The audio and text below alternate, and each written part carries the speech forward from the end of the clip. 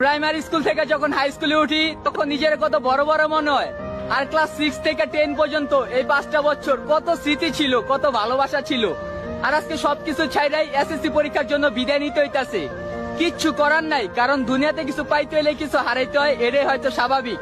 আর জানি না ওই হারামি বন্ধুগুলোর সাথে কবে দেখা হবে, তবে এতটুক সারা জীবন মনে থাকবো, স্কুল লাইফের মতো বেস্ট একটা লাইফ আর জীবনে কখনো হয়তো আসবে না, আর আসবোও না। তোদের অনেক মিস করমু রে হারামিগুলা।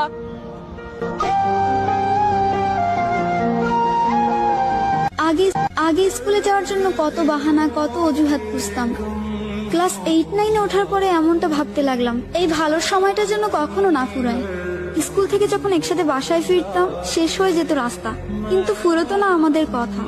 সাক্ষী ছিল লাস্ট বেঞ্চ, সাক্ষী ছিল রাস্তা, আমাদের ফেলে আসা হাজারো রূপকথা।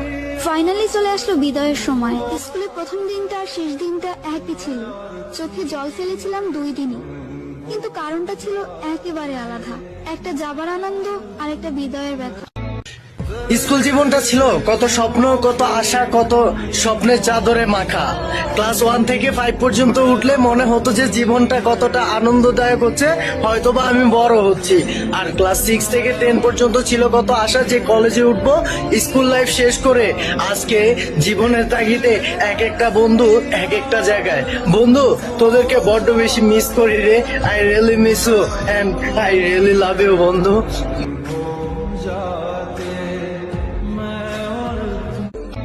স্কুল জীবন ছাড়তে চাই না, কিন্তু ছাড়তে তো হবেই। নতুন কলেজে যাব, নতুন বন্ধু হবে, কিন্তু স্কুল জীবনের বন্ধুগুলাই শ্রেষ্ঠ হয়ে থাকবে।